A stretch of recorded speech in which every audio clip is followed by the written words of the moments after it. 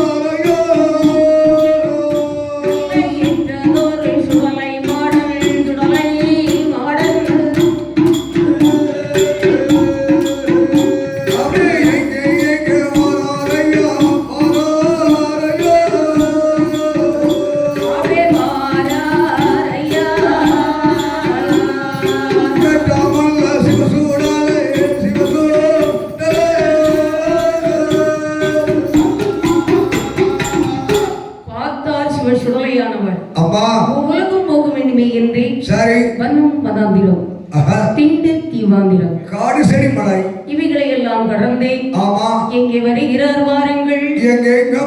முதலாவது சிவ சுடலையானவர் எந்த இடத்தில் வந்து பூஜை வாங்கி இருக்கிறார் தெரியுமா? எந்த இடத்துல? அதுதான் மக்கத்தூர் பள்ளி மகுல்லா நபி வாசல். என்ன வாசல்? மகுல்லா நபி வாசல். அந்த இடத்துக்கு வந்திருக்கிறார். சரி அந்த இடத்தில் வந்து நின்னா அவங்க எல்லாம் யாரு யாரு அல்லாஹ்வை அடிபணிய வேண்டிய ஒரு ஆட்கள். ஓ முஸ்லிம்மார்கள். ஆமா அந்த இடத்துல தான் நம்ம முதல் பூஜை வாங்க வேண்டும். நம்ம சூரல முதல்ல பூஜை அங்க வாங்கிருக்காரு. ஆமா உடனே வந்து நின்னு நாம் இருப்பது அவர்களுக்கு தெரிய வேண்டாமா? கண்டிப்பாக தெரியும். அவர்கள் தலையிலே ஒரு குல்லாவை வைத்துக் கொண்டு அல்லாஹ் அல்லாஹ் நீ இல்லாத இடமே இல்லை அம்மா என்று அல்லாஹ்வை துதிபாடி கொண்டிருந்தார்கள். சரி பார்த்தார் சிவ சுடலையானவர் பின்னால நின்று போனி ஊதினார் பாருங்க. தொப்பி நேரா ஓடிட்டு குல்லாலாம் அல்லாஹ் முன்னாடி போய் இருக்கு. அம்மா உடனே பார்த்தார்கள் போய் காக்கா என்ன நம்ம குல்லா ஏன் அல்லாஹ் முன்னாடி போய் இருக்கு? என்ன காரணம் தெரியலையே. ஒண்ணும் தெரியலையே. காற்றும் அடிக்கல மழையும் பெய்யல. அது மட்டுமல்ல ஆனை போல் அலறுகிறார், அலறி சத்தம் போடுகிறார். யார் இந்த படக்கு கடவுளை போடு சொல்லல. ஆமா பூனை போல் பதுங்குகிறார், புலிப்பாய்ச்சல் பாய்கிறார். அப்படியே சந்தையில வந்து நின்னு மணியை கிழுக்கிறாரு. எந்த மணியா? மல்லைத்தோட மணியா? ஆமா. அது மட்டும் இல்லாதபடி அங்க இருக்கக்கூடிய மக்களுக்கு நோய் பிணி இவைகளை ஏவி விடுகிறார். அப்படி காய்ச்சல், மண்டகுத்து, தலைவலி அப்படின்னா ஒரே நோய். அப்பதான் பார்த்தார்கள் அந்த ஆட்கள், ஐயோ தெய்வமே எல்லாம், இப்படி ஒரு நாளும் இல்லாத திருநாளாக இருக்கிறதே, என்ன வந்து பார்க்க வேண்டுமே என்று ஒரு மந்திரவாதியை வரவழைத்து அப்படியே பார்க்கிறார் பாருங்க. பார்த்தான் அந்த மந்திரவாதி சிறுசுரவை கையில் எடுத்து அச்சாரமிட்டு அப்படியே மைய போட்டு பார்க்கிறான் பாருங்க. என்ன மை? பண்டி மையா? பண்டி மை. ஆமா, பண்டி மை இல்லையா? அவங்க எல்லாம் ஒரு மை வச்சிருப்பாங்க, பாத்திருக்கியா? என்ன மை? அஞ்சரை மை. அஞ்சரை மை ஒரு டப்பில அடைச்சு வச்சிருப்பாங்க, கருப்பா இருக்கும். ஆமா, அந்த மை எடுத்து அச்சரம் போட்டு ஆராய்ந்து அப்படியே வெற்றிலையில மை போட்டு பாக்குறான். அப்படி பார்க்க வேண்டிய ஒரு நேரத்தில் அங்கே யார் தெரிகிறார் பாருங்க. இந்த சுடலையானவர் எப்படி தெரிகிறார் பாருங்கள். ஏய் மந்திரவாதே, நான் யாருன்னு நினைச்சாடா? எங்குள்ளவன் தெரியுமா? சுடரொளியில் பிறந்தவன் தான்.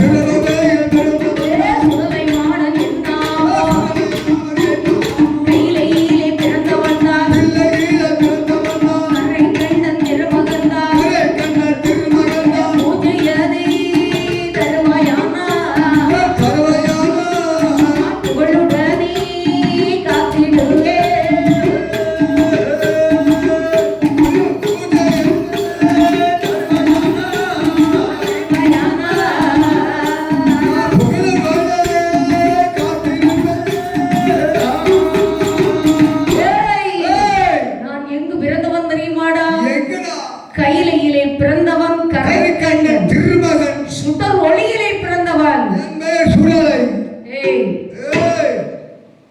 பாருடா, என்ன எனக்கு வேண்டிய பூஜைகளை நீ தர வேண்டும். எப்படி? பாரு, என்ன ஒரு கரங்கிடா ஒன்று வெட்டி ஒரு வெண்பொங்கல் ஒன்று வைத்து எனக்கு வேண்டிய பூஜைகளை நீ தர வேண்டும். ஐயா சொல்லல, நாங்க கருங்கினா சாப்பிட மாட்டோம் சுவாமி. நாங்க பெருசா சாப்பிடுவோம்.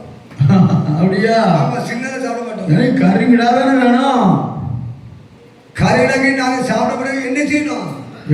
நாங்க பார்த்தார்கள் அந்த ஆட்கள் சொல்றாங்க, முஸ்லிம் ஆட்கள். ஐயா, நாங்கள் அல்லாஹ்வை அடிபணிய வேண்டிய ஆட்கள். ஆமா, உனக்கு எப்படியா பூசை போட்டு கொடுக்க முடியும்னு சொன்னாங்க. சரி, அப்பதான் சிவ சுடலை சொன்னாரா, அதாவது உங்கள் முறைப்படியே நீங்கள் கொண்டாடலாம். ஒரு வெள்ளிக்கிழமை உங்களுக்கு ஒரு கொடிமரம் வெளியில் இருக்குல்ல, அந்த கொடிமரத்திலே ஒரு வெள்ளிக்கிழமை என்று ஒரு வெண்பொங்கல் ஒன்று வைத்து ஒரு கருங்கிடா ஒன்று வட்டி உங்கள் பண்டிகையாகவே நீங்க கொண்டாடலாம். சரியா? எப்படி தெரியுமா? எப்படி? அந்த பண்டிகைக்கு தான் கந்தரி பண்டிகை என்று கொண்டாடுகிறார்கள். சரி. ஆனால் சிவன் சுடலையானவர் அந்த இடத்திலே இப்பிராயம் என்ற ஒரு நாமத்தை கொண்டு நமது சுடலை முதல் பூஜை வாங்கிய இடமே மக்கத்தூர் பள்ளி மகுலா நபி வாசல்ல முதல் பூஜையை வாங்கி இருக்கிறாரையா. இப்பிராயம் என்ற ஒரு நாமத்தை கொண்டு அந்த இடத்திலே முதல் பூஜையை வாங்கி கொண்டு மீண்டும் எங்கே வருகிறார் தெரியுமா? அப்படியே வந்து கொண்டிருக்கின்ற போது சொரிமுத்து ஐயனாரிடத்தில் வந்து வேண்டிய வரங்களை எல்லாம் வாங்கி கொண்டு அந்த இடத்தை விட்டகன்று அவர் எங்கே வருகிறார் பாருங்கள். அதாவது நம்ம எங்க போகணும்? தென்னாடு போக வேண்டும், தேவி பூஜை வாங்க வேண்டும் என்று எங்கே வருகிறார் தெரியுமா? கன்னியா குமாரி கோதா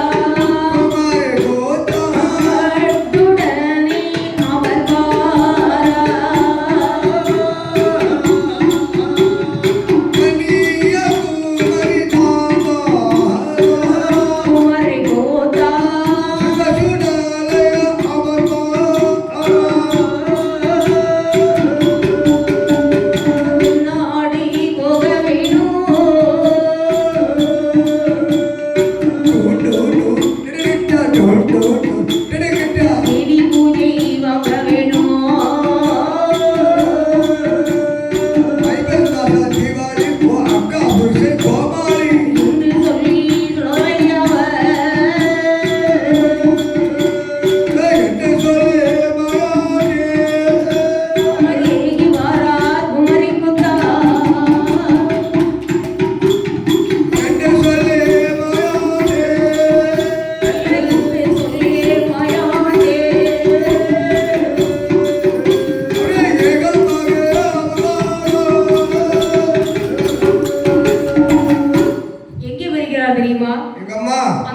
இடங்களை எல்லாம் கடந்து ஒவ்வொரு இடத்தையும் கடந்து சரி கன்னியாகுமரி போக வேண்டுமே என்று ஆமா அங்கு தேவி பூஜை வாங்க வேண்டுமே என்று சரி கன்னியாகுமரிக்கு வருகிறார். ஆஹா அப்படி கன்னியாகுமரியிலே வந்து நின்று ஆமா பார்த்தார் சுடல. ஆனா கன்னியாகுமரியில 4 பக்கமும் வாசல். சரி அப்படி வாசல் இருக்கின்றபடியால் ஆஹா நம்ம என்ன செய்யணும், நம்ம வந்திருக்குது யாருன்னு இந்த அம்மா அறியணும். எந்த அம்மா? பகவதி அம்மா. அதானே நான் ஒரு இந்த அம்மாவை நினைச்சிட்டேன். கிடையாது, பகவதி அம்மன் அறிய வேண்டும். சரி என்று சொல்லி சுடலையானவர் ஆமா அவர் என்ன செய்கிறார் பாருங்கள். எப்படி கோட்டை அதை உடைக்குகிறார், கொடிமரத்தை அறுக்குகிறார், நேரடியில் வந்து நின்று நேரடியில் உடைக்குகிறார், வாசல் கல்லையானதையோ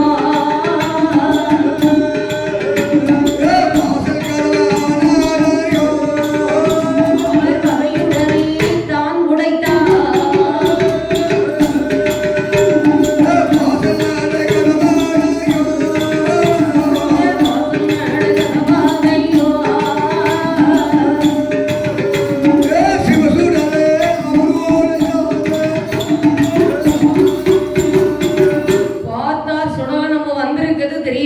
அம்மா என்று ஓடோடி வருகிறார். சரி கோபுரத்துல ஏறாரு, கொடிமரத்தை அறுக்கிறாரு, ஆ தேரடியில வாராரு, தேரடி அப்படி மிதித்து உடைக்கிறார். யாரு? இந்த சுடலதான். ஆ தெப்ப குளத்துக்கு வர்றாரு, தெப்ப குளத்தெல்லாம் கலக்குறாரு. உள்ள எனக்கு ஒரே கலப்பு. ஆமா, ஆ அப்படி இருந்து யாரும் கண்டுக்கல. சரி அப்படின்னா வடக்கு பக்கம் வர்றாரு, தெற்கு பக்கம் வர்றாரு, மேல பக்கம் வந்து கதவை தட்டுறாரு. அம்மா யாரும் கதவை திறக்கல. இல்ல இல்ல அப்ப நம்ம வந்திருக்கிறது தெரியாம ஆ எங்க அம்மா சும்மா இருக்காங்க அதானே என்று வடக்கு பக்கத்திலே வந்து சரி தன்னுடைய காலை கொண்டு வடக்கு வாசல் கதவை ஓங்கி ஒரு மிதி கொடுத்தார் பாருங்க. அம்மா கதவு அன்னைக்கு உடைஞ்ச கதவு தான். என்ன கதவு போட்ட போற இல்ல. அந்த கன்னியாகுமரியில வடக்கு வாசல் பக்கத்துல போய் பாருங்க, இன்னும் அந்த கதவு போடல. அம்மா அது யார் உடைச்சது? நம்ம ஐயா மாயாண்டி சொல்லல. அப்படியானால் வாசல் பக்கத்துல வந்து கதவெல்லாம் உடைச்சிட்டார் பாருங்க. அம்மா அப்பதான் பார்த்தார்கள் இந்த பகவதி அம்மன். சரி என்னடா ஒரு நாள் இல்லாத திருநாளா இருக்கு, அதானே வாசல் கதவையே ஒரு குழந்தை உடைத்திருக்கிறார்.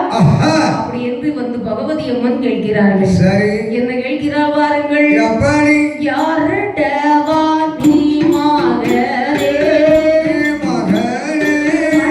கதவை தடியவள்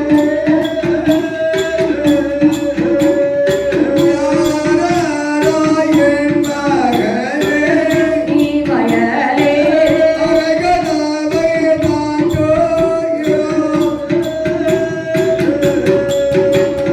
இந்த ஊரில் எந்த தேசோ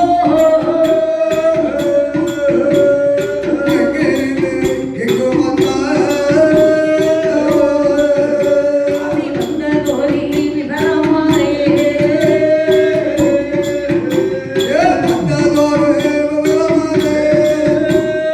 வாய் திறந்து சொல்ல வேணும்.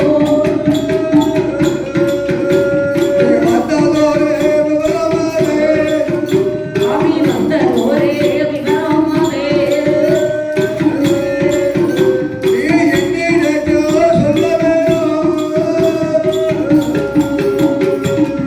பார்த்தாள் இந்த பகவதி அம்மை. அம்மா என்ன தெரியுமா செய்தாள்? என்ன யாரடவா நீ மகனே அடக்கதவை தட்டி உடைத்தவன்? அதானே ஏய், நீ யாருடா?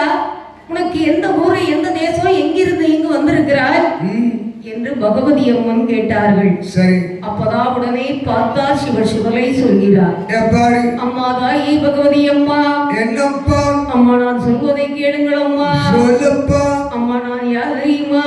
யாரம்மா பிறந்ததுதான் கைலாசம், வளர்ந்ததுதான் தில்லைவானோ, தாயும் உண்டு தந்தையுண்டு, தமையன்மார்கள் மூவேருண்டு, அண்ணன் உண்டு தம்பி இல்லை, ஆதரிக்க யாரும் இல்லை, வளர்ப்பவர்க்கும் பிள்ளையாக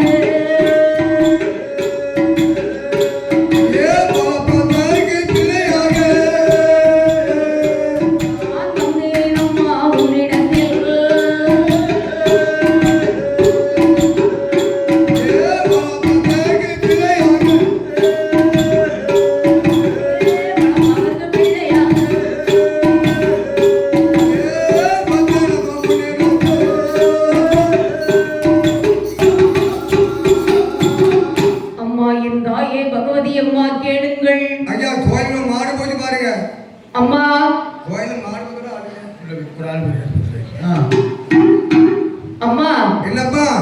நான் பிறந்தது கைலாசம், இருக்கட்டும். வளர்ந்தது தில்லைவனம். சரி. அம்மா, என்னம்மா? எனக்கு தாயும் உண்டு தந்தையுண்டு. சரி. தமையன்மார்கள் மூவீருண்டு. 3 பேர் இருக்காங்களா?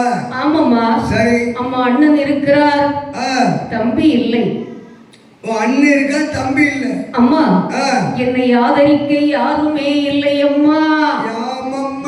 அம்மா, தாயே பகவதி அம்மா, என்னம்மா? வளர்ப்பவருக்கு பிள்ளையாக நான் உன்னிடத்தில் வந்திருக்கிறேன் அம்மா. சரி மகனே, உங்க அம்மா அப்பா பேர் என்ன பேரு? ஓ, எங்க அம்மா அப்பா பேரை கேக்குறீங்களா? ஆமா. எங்க அம்மா பேர் என்ன தெரியுமா? என்ன பேரு? அதாவது எங்க அப்பா யாருன்னா, இந்த உலகத்தை எல்லாம் கட்டி காத்து வருகிறாரே ஆண்டவனாகிய சிவபெருமான். ஆமா. அவர்தான் எங்க அப்பா. ஐயா, எங்க அத்தான். யாரு? எனக்கு அத்தான். அப்படியா? அம்மா. எங்க அம்மா யார் தெரியுமா? யாரு? இந்த உலகத்தை எல்லாம் காத்து ஆதரித்து வருகிறாளே அந்த ஆதிபராசக்தி பார்வதி. அம்மா. அவள்தான் என்னுடைய இந்த தாயம்மா. ஏய் அக்கமோனே. அம்மா, அப்ப நீ யாரு எனக்கு? நான் ஒரு சித்தி. இத்தி. இத்தி சித்தி. இத்தி. ஏன்னா குழந்தைங்க பேச தெரியாம அப்படிதான் பேசுவாங்க. ஆமா. சித்தின்னு சொல்லி கொடுத்தா இத்திங்கும், இட்லின்னு சொல்லி கொடுத்தா இட்டிங்கும். சட்டின்னு கெட்டினீங்க. அப்படியானால் அம்மா, என்னம்மா? அப்ப நீ எனக்கு சித்தி. அம்மா, என்னம்மா? நான் சொல்வதை கேளம்மா. சொல்லையா. ஏ அம்மா, என்னம்மா? இந்த பாருமா, நான் வளர்ப்பவருக்கு பிள்ளையாக உன்னிடத்தில் வந்திருக்கிறேன். நீ ஒரு தப்புல நீ அக்கமா என்னை ஆதரிக்க யாருமே இல்லையம்மா. நான் இருக்கிற மகனே. அப்பதான் பார்த்தாள் பகவதி. அதாவது சொல்றாங்க, எப்படி? எப்பா மகனே சுடலை. அம்மா. பார்வதி பெற்றால் என்ன, இந்த பகவதி பெற்றால் என்ன? அதானே. எப்பா சுடல.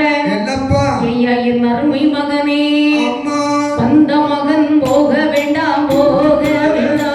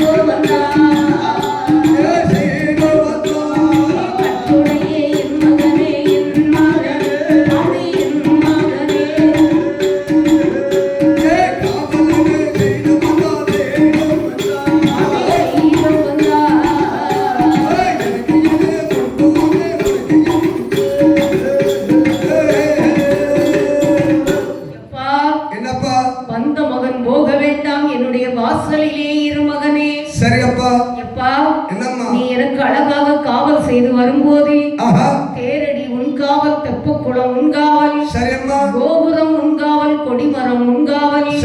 அதுவும் அம்மாவை சாதாரணமா நினைக்காத. அம்மா எப்பேற்பட்ட ஆள் தெரியுமா?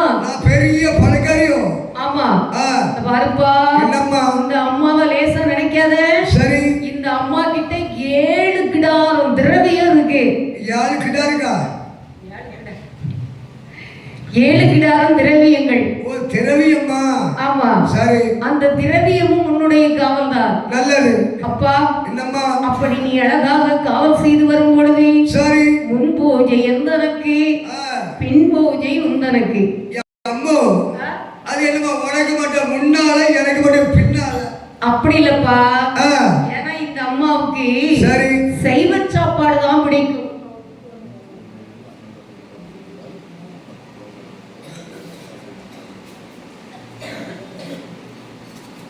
ஒரு பொதுமக்களுக்கு ஒரு அன்பான அறிவிப்பு. என்ன? இப்பொழுது இன்னும் சிறிது நேரத்தில் அம்மன் ஜப்பரத்தில் பவனியாக வலம் வருகின்றார். அப்படி வலம்